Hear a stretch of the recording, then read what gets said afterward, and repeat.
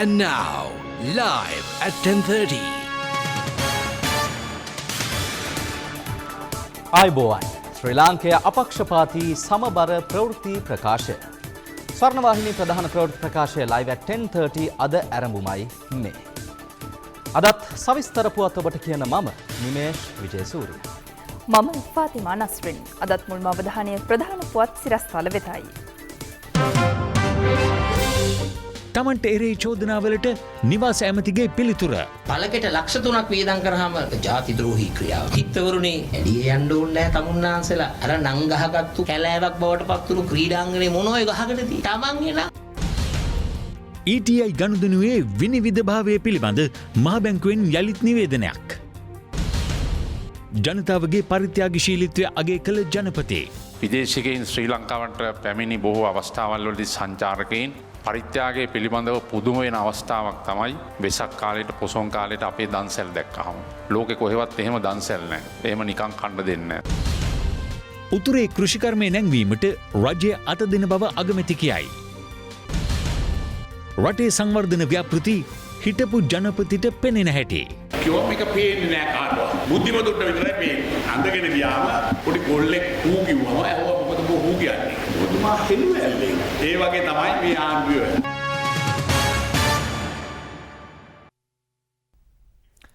ETI finance limited ආයතනයේ වත්කම් විකිණීම සම්බන්ධයෙන් පැතිර යන අසත්‍ය ප්‍රකාශ පිළිබඳව ශ්‍රී ලංකා මහ බැංකුව අද සිය ස්ථාවරය පැහැදිලි කර තිබෙනවා. ඒ 2019 වර්ෂයේ පෙබරවාරි 13 වෙනිදා දිනපතා ඉංග්‍රීසි පුවත්පතක පළ වූ ලිපියක් පිළිබඳව අවධානය යොමු කරමින්. ඔපුටා ගැනීම. ETI ෆිනෑන්ස් ලිමිටඩ් ආයතනයේ පාලිත සමාගම් සහ ආයෝජන වත්කම් විකිණීම සම්බන්ධයෙන් වන ETI ෆිනෑන්ස් ලිමිටඩ් ආයතනය විසින් ගෙන ලද යෝජනාව සඳහා තැන්පත්කරුවන්ගේ යහපත පිළිබඳව සලකා බලමින් ශ්‍රී ලංකා මහ බැංකුව විසින් අනුමැතිය පළ කරන ලදී. එම යෝජනාවේ ETI ෆිනෑන්ස් ලිමිටඩ් ආයතනයේ කොටස් විකිණීම පිළිබඳ සඳහන් වී නොතිබෙන. ETI ෆිනෑන්ස් ලිමිටඩ් ආයතනය විසින් ඉදිරිපත් කරන ලද එකම යෝජනාව වූයේ විදේශීය සමාගමක් වන බ්ලූ සමිට් කැපිටල් මැනේජ්මන්ට් සමාගමට ETI ෆිනෑන්ස් ලිමිටඩ් ආයතනයේ වත්කම් විකිණීමට වන බැවින් එම ගනුදෙනුව අනුමත කිරීමේදී දේශීය ආයෝජකයෙකුට අවසර දීම යන කරුණු පැන නොනැගිනේ. ආයෝජකයන් විසින් මේ සම්බන්ධයෙන් ඔවුන්ගේ උනන්දුව ශ්‍රී ලංකා මහ බැංකුවට ප්‍රකාශ කළ අවස්ථාවලදී ETI ෆිනෑන්ස් ලිමිටඩ් ආයතනය එම වත්කම්වල හිමිකරුවා වන බැවින් ඔවුන් සමග ඍජුවම සාකච්ඡා කරන ලෙස ආයෝජකයන් වෙත උපදෙස් ලබා දෙන ලදී. අරමුදල් ප්‍රභවය ඇගීමේ ක්‍රියාමාර්ග පිළිබඳව සෑහීමකට පත්වීමෙන් අනතුරුව ශ්‍රී ලංකා මහ බැංකුව එම ගනුදෙනුව අනුමත කරන ලදී. තවද ශ්‍රී ලංකා මහ බැංකුව ETI ෆිනෑන්ස් ලිමිටඩ් ආයතනයේ වත්කම් මිලදී ගැනීමට කිසිදු ආයෝජකයෙකුට පහසුකම් සැලසීමක් සිදු කර නොමැත. අදාළ නීති සහ රෙගුලාසිවලට යටත්ව නීත්‍යානුකූල මාර්ග හරහා අරමුදල් ප්‍රේෂණය කරන ලද බවට තහවුරු කර ගැනීමෙන් අනතුරුව අදාළ බැංකු විසින් ETI ෆිනෑන්ස් ලිමිටඩ් ආයතනයේ වත්කම් විකිණීම හා සම්බන්ධ ක්‍රියාමාර්ග සිදු කර ඇත. අනුමැතිය ප්‍රදානය කරන ලද අවස්ථාවේ හෝ අරමුදල් වාරික ලැබෙන අවස්ථාවලදී හෝ ජාත්‍යන්තර වශයෙන් අසාධුගත ආයතනයක් ගනුදෙනු සඳහා සම්බන්ධ වී ඇති බවට කිසිදු විශ්වසනීය තොරතුරක් ශ්‍රී ලංකා මහ බැංකුව සතුව නොපැවතුණු බව දන්වමු. ස්වර්ණමහල් ෆිනෑන්ෂියල් සර්විසස් PLC ආයතනය ගත් කල ආයතනයේ හිමිකම වෙනස් කිරීමේදී විශේෂ නියාමන අනුමැතීන් අවශ්‍ය වේ. ඒ අනුව ස්වර්ණමහල් ෆිනෑන්ෂියල් සර්විසස් PLC ආයතනය එවන් යෝජනාවක් ඉදිරිපත් කළ අතර ඒ වෙනුවෙන් කොන්දේසි සහිත අනුමැතියක් ශ්‍රී ලංකා මහ බැංකුවේ මුදල් මණ්ඩලය විසින් ලබා දී ඇත. එම යෝජනාවේ සඳහන් පරිදි යෝජිත හිමිකරු මෙරට සංස්ථාපිත සමාගමකි. වත්මන් ගැනුම්කරුවාට ඉතිරි ඇමරිකානු ඩොලර් මිලියන 5 ලබා දීමට නොහැකි වුවොත් ETI ෆිනෑන්ස් ලිමිටඩ් ආයතනය විසින් ස්වර්ණමහල් ෆිනෑන්ෂියල් සර්විසස් PLC ආයතනය රඳවා ගනු ඇත. එවැනි තත්ත්වයක් යටතේ ස්වර්ණමහල් ෆිනෑන්ෂියල් සර්විසස් PLC ආයතනය ප්‍රතිෂ්ඨාපනය කිරීම සඳහා විකල්ප ක්‍රියාමාර්ග ETI ෆිනෑන්ස් ලිමිටඩ් ආයතනය සලකා බලමින් සිටී. 2019 දිනති ශ්‍රී ලංකා මහ බැංකුවේ පුවත්පත් නිවේදනයේ පැහැදිලිව සඳහන් කර ඇති පරිදි ගනුදෙනුවේ කොටසක් වන ඇමරිකානු ඩොලර් මිලියන 54ක මුදලක් එනම් ශ්‍රී ලංකා රුපියල් බිලියන 6.4ක් ගනුදෙනුකරුවන් වෙත ඔවුන්ගේ තැන්පත් මුදලින් 20% ප්‍රමාණයක් නැවත ගෙවීම සඳහා උපයෝජනය කර ඇත. සියලු මුදල් ETI ෆිනෑන්ස් ලිමිටඩ් ආයතනය වෙත ඍජුවම ලැබී ඇති බව වැඩිදුරටත් දන්වා සිටිමු. අදාළ පුවත්පත් ලිපියේ සඳහන්ව ඇති පරිදි ශ්‍රී ලංකා මහ බැංකුව වෙත මෙම ගනුදෙනුවේ කිසිදු කොටසක් ලැබී නොමැත. ශ්‍රී ලංකා රජයට ඇමරිකානු ඩොලර් මිලියන 17ක් පාඩු වී ඇති බව අදාළ ලිපියේ දන්වා ඇත. ETI ෆිනෑන්ස් ලිමිටඩ් ආයතනයේ සීමිත වගකීම් සහිත පුද්ගලික සමාගමක් වන බැවින් අදාළ ගනුදෙනුව සාර්ථක වීම හෝ නොවීම මත ශ්‍රී ලංකා රජයට කිසිදු පිරිවැයක් දැරීමට සිදු නොවන බව ශ්‍රී ලංකා මහ බැංකුව අවධාරණය කර සිටී. න්‍යාමනයකට ලක් කරන ආයතන සහ ආයෝජකයන් අතර සිදුවන සාකච්ඡා සඳහා ශ්‍රී ලංකා මහ බැංකුව ඍජු මැදිහත්වීමක් සිදු නොකරන බව නැවතත් අවධාරණය කිරීමට කැමැත්තෙමු. ශ්‍රී ලංකා මහ බැංකුවේ මැදිහත්වීම හුදෙක්ම තැන්පත්කරුවන්ගේ අයිතීන් ආරක්ෂා කිරීම සඳහා වේ. මේ අනුව සාවද්‍ය තොරතුරු රටේ මූල්‍ය පද්ධති ස්ථායීතාව පිළිබඳ ඍණාත්මක ආකල්ප ගෙනදීමට හේතුවන බැවින් මහජනතාව වෙත සපයන තොරතුරු තහවුරු කර ගැනීමකින් අනතුරුව පළ කරන ලෙස ශ්‍රී ලංකා මහ බැංකුව සියලුම මාධ්‍ය ආයතන වෙතින් ඉල්ලා සිටී. මෙරට සිටින විදෙස් ආයෝජකයන් අධෛර්යමත් කිරීමේ සැලසුම් සහගත කුමන්ත්‍රණයක් ක්‍රියාත්මක වෙමින් පවතින බවට සාක්ෂි සාධක ලැබෙමින් පවතිනවා. මෙරට ආයෝජනය කර ඇති සමාගම් වෙත මඩගැසීමේ වැඩපිළිවෙලක් විවිධ පුද්ගලයින් ආයතන සහ සංවිධාන මගින් සිදුව පැවතීම එම කුමන්ත්‍රණයේම සාධකයක්. ආර්ථික විශේෂඥයින් පෙන්වා දෙන්නේ ශ්‍රී ලංකාව සංවර්ධනය කළ හැකි වඩා ඵලදායී ක්‍රමය වන්නේ උපනයනයේ දිරිගැන්වීම සහ විදේශ ආයෝජන මත ආර්ථිකය නගා සිටුවීම බවයි. නිසි ආර්ථික දැක්මක් නැති ඇතැම් දේශපාලනඥයින්ට සේම මාධ්‍ය ආයතනවලටත් මේ යථාර්ථය තවම අවබෝධ කර ගැනීමට නොහැකිවීම ගැටලුවක්. මේ ජාතික පුවත්පතක පළ වී තිබූ කාටුනයක්. ගිලමින් පවතින්නේ ශ්‍රී ලංකා ආර්ථිකය නැමැති නෞකාවයි. එහි සිටි ආයෝජකයන් කුඩා බෝට්ටුවක නැගී ගිලෙන නැවෙන් පලා යනවා. ශ්‍රී ලංකාව නැමති නැව මෙතෙක් නිරුපද්‍රිතව තිබුණේ විදේශාධාර හා ආයෝජන මත පමණක් බවත් එම ආධාර ගිලිවුණු තැන ශ්‍රී ලංකාව නැමති නැව ගිලී යන අයුරුත් එහි පැහැදිලිව පෙනෙනවා. මෙවැනි තත්ත්වයන් මත පවා අවදානම් ගැන නොසිතා මෙරට ආයෝජනයට එක්වන සමාගම්ද තිබෙනවා.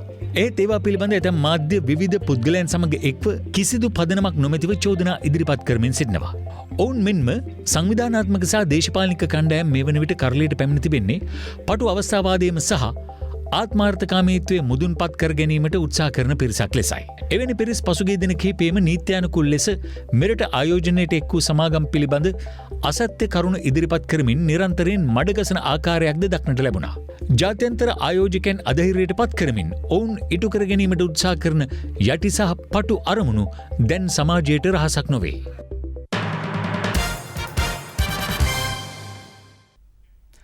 මෙරට සමාජය සම්බන්ධයෙන් කොතරම් විවේචන එල්ල වුණත් අපේ රටේ තවමත් පවතින පරිත්‍යාගශීලී මට්ටම ඉතා විශිෂ්ට තත්ත්වයක පවතින බව ජනාධිපති මෛත්‍රීපාල සිරිසේන මහතා පවසනවා. හදට හදක් භාරකාර අරමුදලේ නව වෙබ් අඩවිය එළිදැක්වීමේ අවස්ථාවට එක් වෙමින් ජනාධිපතිවරයා මේ අදහස් පළ කළා. හදවත් සැත්කම් සඳහා මුදල් සොයා ගැනීමට අපහසු අයට පිහිටවීමේ අරමුණින් ශ්‍රී ජයවර්ධනපුර රෝහලේ මූලිකත්වයෙන් හදට හදක් භාරකාර අරමුදල පිහිටුවා තිබෙනවා. හදවත ගැහෙන රාවය නව වෙබ් අඩවිය ඔස්සේ ඒ පිළිබඳ වැඩිදුර තොරතුරු ලබා ගත හැකි. නෙමු මිතුරනේ අප සැම අපේ රටේ අපේ සංස්කෘතිය ශ්‍රී ලාංකික සංස්කෘතිය ලෝකේ බොහෝ රටවල් වලට වඩා වෙනස්. ඒ වෙනස්කමේ තිබෙන වෙනස ගැන කතා කළොත් සමාජයේ පිළිබඳ විවිධ විවේචන සහ කතිකාවත් මොන ආකාරයෙන් තිබුණත් හොඳ සංස්කෘතියක් අපේ තිබෙනවා පරිත්‍යාගශීලී භාවය දානය පිළිබඳව. ලෝකේ බොහෝ ධනවත් බටහිර රටවල් වල මහා ධනවතුන් පරිත්‍යාගයට කැමති නැහැ. නමුත් විදේශිකයින් ශ්‍රී ලංකාවට පැමිණි බොහෝ අවස්ථාවල් වලදී සංචාරකයින් පරිත්‍යාගයේ පිළිබඳව පුදුම වෙන අවස්ථාවක් තමයි වෙසක් කාලේට පොසොන් කාලේට අපේ දන්සැල් දැක්කහම. ලෝකේ කොහෙවත් එහෙම දන්සැල් නැහැ. එහෙම නිකන් කන්න දෙන්නේ නැහැ. දවස් දෙක තුන පෝලිං එක දිගට කන්න දෙනවා. විදේශිකයින් බලාගෙන ඉන්නවා පුදුම වෙලා. උතුරු පළාතේ කෘෂි කර්මාන්තය සැලසුම් සහගතව නගා සිටුවීම සඳහා පුළුල් වැඩපිළිවෙලක් ක්‍රියාවට නංවා ඇති බව අග්‍රාමාත්‍ය රනිල් වික්‍රමසිංහ මහතා පවසනවා.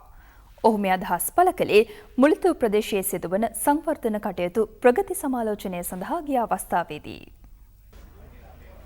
අග්‍රාමාත්‍යවරයා මුලිතව ප්‍රදේශයේ රාජ්‍ය නිලධාරීන් හා ප්‍රදේශයේ පොදු සංවිධානවල සමාජිකයන් හමුනේ මුලිතව දිසාලේකම් කාර්යාලයේදී. මේ අලුත් ව්‍යාපාරයක් ඇටියට උතුරු පළාතේ පොල් වගා කිරීම දියුණු කිරීම. අපිට අත්තර 5000ක් වමනයි පොල් වගාවට සමාගම් තියෙන ඒගොල්ලෝ ඇවිල්ලා අත්තර 200ක් 300ක් Tamanගේ සමාගම හැටියට වගා කළා තවත් අක්ෂර 1000ක් 2000ක් විතර අයිතිකාරයන් සමග සම්බන්ධ වෙලා ඒ අය උදව් උපකාර කරලා ඒ පොල් වර්ග දියුණු කරලා ඒක ආපහු ගන්න විසුමකට එන්න. අන්න එහෙම තත්ත්වයක් තමයි කල්වලටත් වෙන්න යන්නේ. ඒ අතුවකාරණී මේ අතර අග්‍රාමාත්‍යවරයා ඊයේ මන්නාරමේදීද උතුරේ සංවර්ධන සැලසුම් ගැන අදහස් පළ කළා. පුරා විද්‍යාවට කිව්වා දැන් අර පුරා විද්‍යාව කොටස මාක් කරන්න. මොකද මේ අපේ ශිෂ්ටාචාරයේ ආරම්භයේදී නොතන අනිත් එක සහ ටුවරිසම්කට ආයිලන්ඩ් මංක නෝ හොටෙල්ස්. ඒතර මේගොල්ලෝ ගෙනල්ලා දාලා ඩේ මේකට දාලා අයිලන්ඩ් වල හොටෙල් ඕනේ නැහැ. හොටෙල් වල නේ. ඒගොල්ලෝ ඉන්නවනම් මේ ෂිප් එකේ ඉන්න නැත්නම් ලෑන්ඩ් එකට එන්න.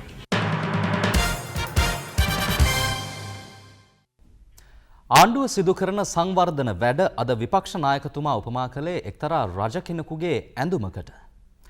අද වේයන්ගොඩ පැවති උත්සවයකට සහභාගී වෙමින් විපක්ෂ නායකවරයා මේ අදහස් පළ කළා. අලුතෙන් ඉදිකළ වේයන්ගොඩ සතිපොළ අද විවෘත කෙරුණා. ඒ හිටපු ජනාධිපති විපක්ෂ නායක මහින්ද රාජපක්ෂ මහතාගේ ප්‍රධානත්වයෙන් මට කතාවක් මතක් වුණා. රජ කෙනෙක් හිටියා මම උඩ රජ කෙනෙක්. ඒ රජුරොන්ට ලෝකෙ කවුරුවත් අඳපු නැති අඳුමක් අඳින්න ඕන කිව්වා. ඒ පාර එක්කෙනෙක් ඉදිරිපත් වුණා අඳලාදී. ඒ රජුරොන්ට අහලා කිව්වා මේක පේන්නේ නෑ කාටවත්. බුද්ධිමතුන්ට විතරයි පේන්නේ. ඉතින් බුද්ධිමතුන් ඔක්කොම රාජ සභාවේ කට්ටිය කියනවා එමුතුන් කියනවා මොකද බුද්ධිමතුන්ට පේනවා කියලා කිව්වම කවුරුත් කැමති නෑ. මේක පේන්නේ නෑ කියන්නේ. ඉතින් රජුරොන්ට කැමති නෑ අඳුම පේන්නේ නෑ කියලා කියනවා. ඉතින් මේ අඳගෙන ගියාම පොඩි කොල්ලෙක් හූ කිව්වම ඇහුවා මොකද හූ කියන්නේ. ඔබතුමා හෙළුවැල්ලේ. ඒ වගේ තමයි මේ ආණ්ඩුව. ඔක්කොම පේන්නේ නෑ. කරලා තියෙන වැඩ ගොඩයි. මොකද විවෘත කරන්නේ අපි කරපුවා. අද මොනතරම් රටේ ජනතාව ඉල්ලුවා. පළාත් සභා මැතිවරණයක් තියන්නේ නෑ. මොකද තියන්න බයයි. අර හේදිලා ගියා වගේ ප්‍රාදේශීය සභා පළාත් සභාව තිබුවත් මේ එක්සත් ජාතික පක්ෂයේ රජේ හේදිලා යනවා. දේශපාලනඥයින්ට ගරු බුහුමන් දැක්වීම ගැන අමාත්‍ය මංගල සමරවීර මහතා අද තරුණ තරුණියන්ට ආදර්ශයක් ලබා දුන්නා. ඒ මාතර ඌරුබොක්ක ප්‍රදේශයේ පාසලක පැවති උත්සවයකදී.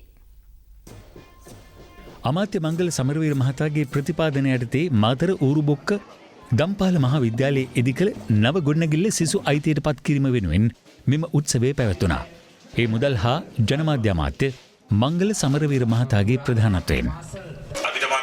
පසුගිය කාලේ මුළු අයවැයෙන්ම අපි අධ්‍යාපනය සඳහා වෙන් කරේ 101 ගාණක්. නමුත් 2018 අයවැය වෙනකොට අපි 3%කට ආසන්න ප්‍රමාණයකට වැඩි කරලා ඊළඟ අයවැයේදී අධ්‍යාපනය සඳහා ඊටත් වඩා වැඩි මුදලක් අපි වැය කරන්නේ රටේ අනාගතේ පවතින අපේ දූ දරුවන්ගේ දැක්වල නිසා.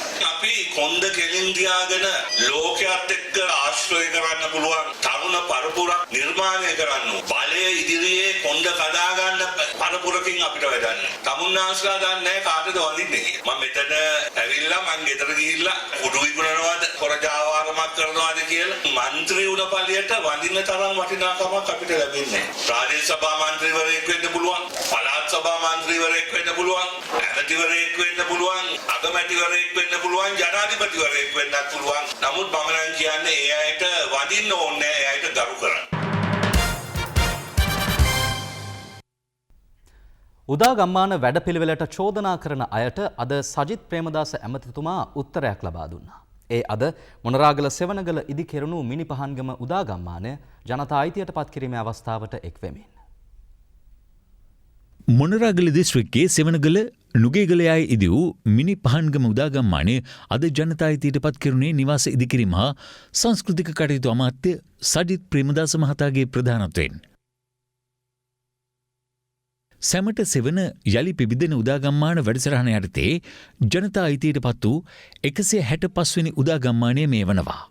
මේ එක පළකයකවත් තියනවාද ශ්‍රීමත් රණසිංහ ප්‍රේමදාසගම අනාගත නායක සජිත් ප්‍රේමදාසගම ඕවද පළකවල තියෙන්නේ මම හදලා තියෙනවා දසමහා යෝධය වෙනුවෙන් ගම්මාන 10ක් අමරදේව මහත්තයා වෙනුවෙන් ගමක් හැදුවා එච්.ආර්. ජෝතිපාල මහත්මයා වෙනුවෙන් ගමක් හැදුවා සෙන්පති සදාවීර කැප්පෙටිපොළ ගම හැදුවා පළකෙට ලක්ෂ 3ක් වියදම් කරාම ජාති ද්‍රෝහී ක්‍රියාව හිටවරුනේ එළිය යන්න ඕනේ නැහැ තමුන්නාන්සලා අර නංගහගත්තු කැලෑවක් බවට පත් වුණු ක්‍රීඩාංගනේ මොනෝයි ගහකටදී තමන් එන මෛත්‍රී මෛත්‍රීපාල සිරිසේන ජනාධිපතිතුමාට අමුතුවෙන් දුක ගැන ටියුෂන් පන්ති අවශ්‍ය නැහැ. එතුමාට හොඳ අත්දැකීම් තිබෙනවා. අද රනිල් වික්‍රමසිංහ අගමැතිතුමා රට වටේම ගිහිල්ලා මොනවද කරන්නේ? එක්කෝ විශ්වවිද්‍යාලයක් විවෘත කරනවා. එක්කෝ පාසලක් විවෘත කරනවා. එක්කෝ කාන්තාවන්ගේ ණය වැඩසටහනට සහන ලබා දෙන. කාටද? වික්‍රමසිංහ පවුලටද? මෛත්‍රීපාල සිරිසේන පවුලටද? නෑ මිත්‍රවරුනි. අපිට ඉන්න එකම පවුල් පරපුර අපේ රටේ පුරවැසි පරපුරයි.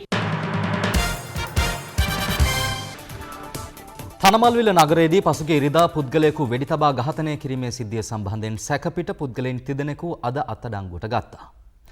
සැකකරුවන් මේ වෙඩි තැබීම සඳහා පැමිණි යතුරු පැදි දෙක එවැගේම ඔවුන් සතුව තිබූ ගිනි අවි තුනක්ද අද පොලිස් බහරයට ගැනුණා. මේ පහුගිය 10 වෙනිදා තනමල්විල නගර මැදේ සිදු වූ වෙඩි තැබීමයි.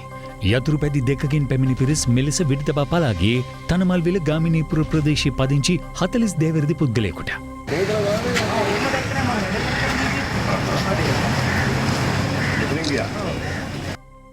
මෙලෙස මියගියේ මීට මාස කිහිපයකට පෙර සිදු වූ මනුෂ්‍ය ඝාතනයක සැකකරුවෙක්. සිද්ධියෙන් 22 වැනි තවත් තරුණයෙකුද තුවාල ලැබුවා. මේ පිළිබඳව විමර්ශන සිදු කළ තනමල්විල පොලිසිය සිද්ධියට සැකපිට සැකකරුවන් තිදෙනෙකු ගිනි අවි 3ක් සහ යතුරු පැදි 2ක්ද සමග අද අත්අඩංගුවට ගත්තා. පොලිස් මාධ්‍ය ඒකකයේ සඳහන් කළේ අදාළ යතුරු පැදි දෙක වෙඩි තැබීම සඳහා පැමිණි යතුරු පැදි දෙක බවට හඳුනාගෙන ඇති බවයි. අත්අඩංගුවටගත් සැකකරුවන් 25, 27 සහ 28 වියති තනමල්විල ප්‍රදේශයේම පදිංචිකරුවන්. මේ සැකකරුවන් තිදෙන අතර එකම පවුලේ සහෝදරයන් දෙදෙනෙකුද වීම විශේෂත්වයක්. අත්අඩංගුවටගත් සැකකරුවන් ළඟ තිබී විදෙස් රටක නිෂ්පාදිත බෝර 12 ගිනි අවියක්, මෙරට නිෂ්පාදිත බෝර 12 ගල්කටස් වර්ගයේ ගිනි අවියක් සහ මෙරට නිෂ්පාදිත රිවෝල්වරයක් හමු වුණා. සැකකරුවන්ගෙන් වැඩිදුරටත් සිදු කළ ප්‍රශ්න කිරීම්වලදී අනාවරණය වී ඇත්තේ මරණයට පත් වූ පුද්ගලයා සහ සැකකරුවන් අතර කලකපටන් මනුෂ්‍ය ඝාතන සිද්ධි කිහිපයක් සම්බන්ධයෙන් ආරවුල් හටගෙන තිබූ බවයි.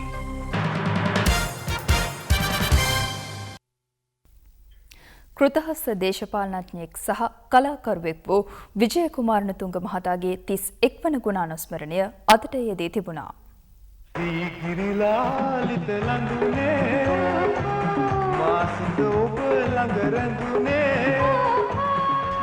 විටක ජනහද දිනු නළුවෙක්. විටක ජනහද දිනු ගායකයෙක්.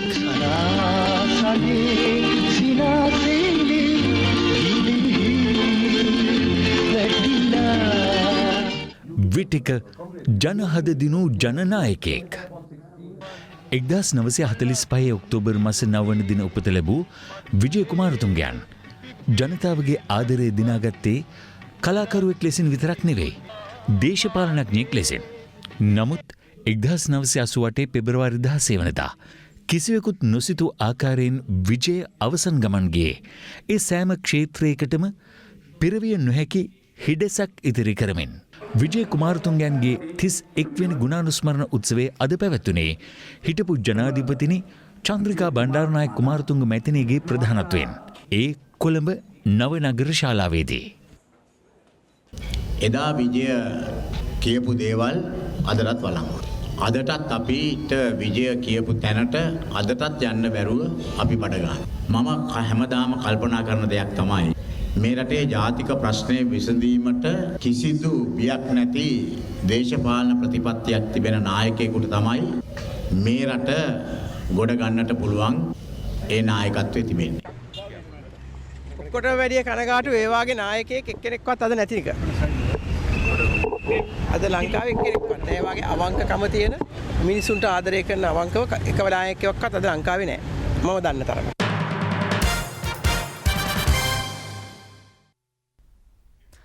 කසල කියන්නේ අපි කවුරුත් දකින්න වගේම අහන්නවත් අකමැති දෙයක්. මේ කසල ගැන කතාව යලිත් සමාජයට ඇවිල්ලා තියෙන්නේ ඊ ඇති වුණු හර්තාල් ව්‍යාපාරිකුත් එක්ක. කොළඹ නගරයේ දවසකට එකතු වෙන කසල ප්‍රමාණය ටොන් 5කට ආසන්නයි. කාලයක් තිස්සේ මේ එකතු වෙන කුණු මීතොට මුල්ල කසල කන්දර තමයි ගිහින් දැම්මේ. 2017 සිංහල අලුත් අවුරුද්දා මීතොට මුල්ල කුණු කන්ද කොළොන්නාව පැත්තෙන් නායකගේ අපේ රටේ කැලි කසල ප්‍රශ්නය තව දුරටත් බැරෑරුම් කරමින්. කොළඹ කුණු බැහැර කිරීමේ අභියෝගයට මුහුණ දෙන්න මානගර හා බස්නාහිර සංවර්ධන අමාත්‍යාංශය පුත්තලම ප්‍රදේශයේ තෝරාගත්තේ මේ අතරතුරයි. දිනකට කසල ටොන් 1200ක් රැඳවිය හැකි පුත්තලම අරුවක්කාලු ප්‍රදේශයේ කසල රඳවනයට එම ප්‍රදේශවල ජනතාව අවස්ථා කිහිපයකදී විරෝධය එල්ල කළ අතර ඊයේ එහි උච්චතම අවස්ථාව සටහන් වුණේ මෙලෙසෙන්. ඒ සියලු වෙළඳසැල් වසා පුත්තරම නගරයේ හර්තාල් ව්‍යාපාරයක් හා කලපුතීරේ ආසන්නයේ කසල අංගණයට එරෙහිව රැලියක්ද සංවිධානය කරමින්. කෙසේ වෙතත් ශ්‍රී ලංකා මුස්ලිම් කොංග්‍රසයේ පිරිසක් රැලියට මැදිහත් වීමත් සමග එම ස්ථානයේ ගැටුමක්ද ඇති වුණා. කාගෙත් විරෝධතා තිබුණත් අපි අරුවක්කාරු හැදුවා අවුරුදු 80 ඔන්නම් මේ මුළු ලංකාවෙම කසල ගෙනියන්න පුළුවන් කසලංගන. දැන් ඒකට විරුද්ධව හර්තාලයක් කරනවා කියලා තියෙනවා. මම ඒක ගැන කනගාටු වෙනවා විතරයි. කුණු කඳු ගොඩ ගැහෙද්දි මීතර මුල්ලේ 32 දෙනෙක් මැරෙද්දි හර්තාල් කරන්න බැරි වෙච්ච අය ඒකට විද්‍යාත්මක විසඳුම දෙනකොට පාරට එනවා. මේ බාල දේශපාලනය අපි පරද්දන්න ඕන. කොළඹට කසල හිස රදයක් වෙලා තියෙන තරම අද වාර්තා වුණු මේ සිද්ධිය හොඳ නිදසුනක්. මේ තමන්ගේ කුණු වෙනත් තැනකට ගිහින් දාපු පුද්ගලයෙකුට ලැබුණු අපූරු දඬුවමක්. බණ්ඩාරගම මැදගම අඳුන්වැන්න සුසාන භූමියේ මාර්ගයට කුණු දමාගේ සිද්ධියක් ප්‍රදේශවාසීන් නිරීක්ෂණය කරලා. ඒ කුණුගොඩ පරීක්ෂා කරලා එතන තිබුණු කාන්තාවකගේ හැඳුනුම් පතක ඡායා පිටපතක් සහ දුරකථන බිල්පතක් සොයාගෙන. ඒ බිල්පතේ තියෙන අංකයට කතා කරලා අවශ්‍යතාවක් ගැන බොරුවක් කරලා අදාළ පුද්ගලයා ඒ ප්‍රදේශය ආසන්නයට ගෙන්වාගෙන තියෙන්නේ පොලිසියත් දැනුවත් කරලා. කුණු දාපු පුද්ගලයා ආවට පස්සේ ඔහු කුණු දාපු තැනටම එක්කන් ගිහිල්ලා ඒ කුණු ටික එකතු කරගත්තේ මෙන්න මෙහෙමයි. අනතුරුව සැකකාර පුද්ගලයා බණ්ඩාරගම පොලිසියෙන් අත්අඩංගුවට අරගෙන පොලිස් ඇප මත මුදා හැරියා.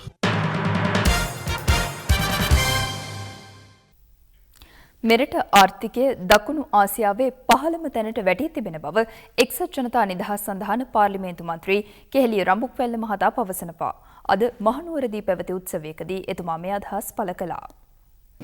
යුද්ධය තිබ්බ වෙලාවම අපිට පුළුවන් වුණා 6.7යි 7.2යි අතර රටේ ආර්ථික වේගය නඩත්තු කරගන්න. රුපියල අපිට පුළුවන් වුණා රුපියල් 130ට එහා නොවන විදිහට තියාගන්න. මාස 6ක සංචිතය මොන ප්‍රශ්න තිබ්බත් අපි තියාගන්න. යුද්ධයෙන් පස්සේ මේ රටේ 60 කනට පේන දැමන්ත සංවර්ධන වැඩ පිළිවෙලවල් ගන්නවා ක්‍රියා. අපි ණයගත්තයි. අපේ ණය පෙන්වන්න ඕනේ වෙලාවක අපිට පුළුවන්. හැබැයි වර්තමානයේ අපි අරගත්ත 5000ට හා සමානව පිළියන 5000ක් මේ වෙනකොට අරගෙන මොනවද කරේ කියලා කියන්නේ. නේපාලේ ගත්තොත් 7.9යි වර්ධන වේගය. බංගලදේශ 7.4යි. ඊගාවට භූතානයේ 7.4යි. ඉන්දියාව 6.7යි. ඊගාවට පාකිස්තානයේ 5.4යි. මාලදිවයින 4.8යි. ශ්‍රී ලංකාව 3.3යි. මේ 3.3ත් සමහරක් විතර කියනවා මේක 3.1ට හෝ 2.9ට විතර නියත වශයෙන් අඩු වෙන්නට පුළුවන් කියලා. ඉතින් මොකද්ද මේ ආර්ථික බොස්තාර්ලා කියලා බලය ලබාගත් රජය මේ මොහොතේ මේ රටේ ආර්ථිකය රට ඉතාමත්ම අස්ථාවර තැනකට එන්න ප්‍රධානම හේතුව තමයි මූල්‍ය විනය සම්පූර්ණයෙන් විනාශ කළා දැම්ම. තවත් පුවත් පෙළක් එක පෙළට දකිමු මේ විරාමයෙන් අනතුරුව. මේ තොරණක්ද බස් එකක්ද පාටියක්ද ට්‍රිප් එකක්ද?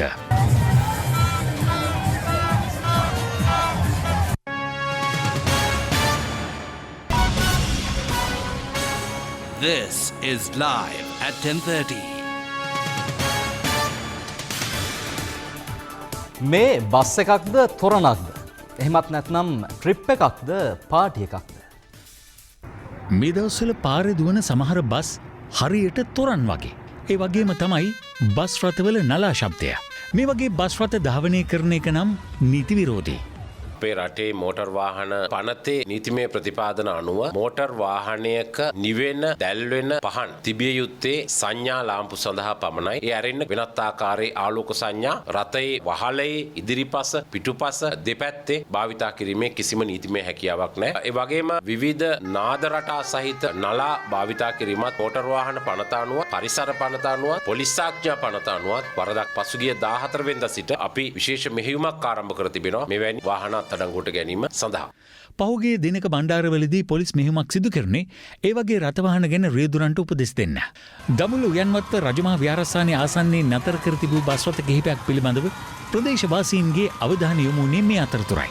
ඒ අධික ഘോഷාව හා ඉන් නිකුත් වූ විවිධ ආලෝක නිසායි. මේ කොළඹ දිස්ත්‍රික්කයේ මධ්‍ය මහා විද්‍යාලයක සිසුයන් සහ ගුරුවරුන් පැමිණි විනෝද චාරිකාවක්. ඔවුන් තමන් පැමිණි බස් රථ නතර කර විනෝද වුණේ මේ විදිහට.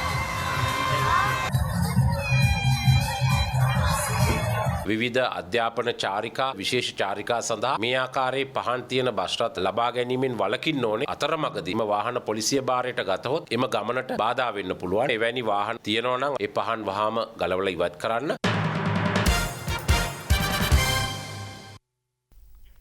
පහුගිය වසර පුරා දිවයිනේ ප්‍රදේශ කිහිපයකින්ම කොටියන් සහ දිව්‍යයන් ගම්වැදීමේ සිද්ධීන් කිහිපයක්ම වාර්තා වුණා. මේ අතරින් හැටන් ප්‍රදේශයෙන් තමයි මේ සිදුවීම් බොහෝ ප්‍රමාණයක් වාර්තා වුණේ. මේ සිදුවීම් පෙළට අද තවත් සිදුවීමක් එකතු වුණා.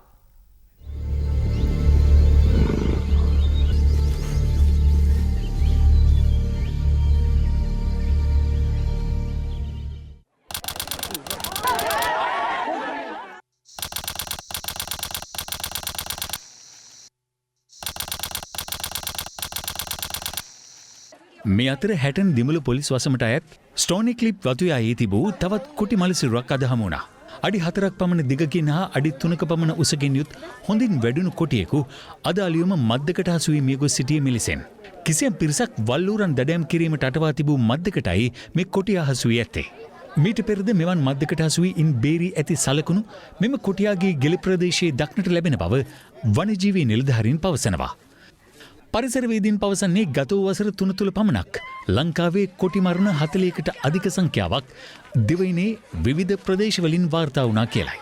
කොටියා ලෝක රතු දත්තලයිස්වේ වඳ වී යාමට ආසන්න සත්ව විශේෂයක් ලෙස නම් කර ඇති බැවින් එම සතුන් මරා දමන හෝ ඊට අනුබල දෙන සියලු දෙනාටම එරෙහිව නීතිමය පියවර ගත හැකි බවයි පරිසර නීතිවේදීන් පවසන්නේ.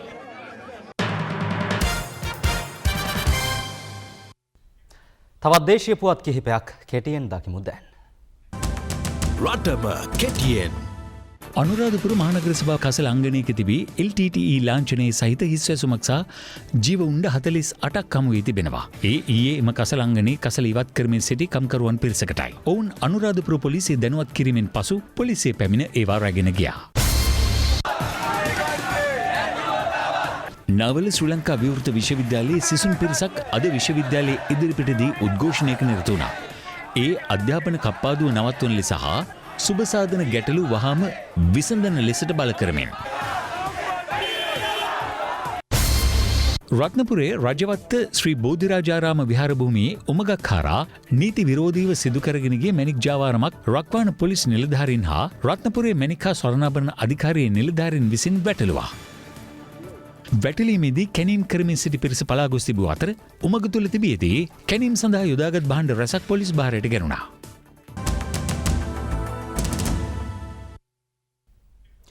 එපොතත් සමගින් අපි අදට ඔබෙන් සමුගන්නවා. යලි හමුවීම හෙට උදෑසන අද දවස තුලින් ඔබට සුබ රාත්‍රියක්.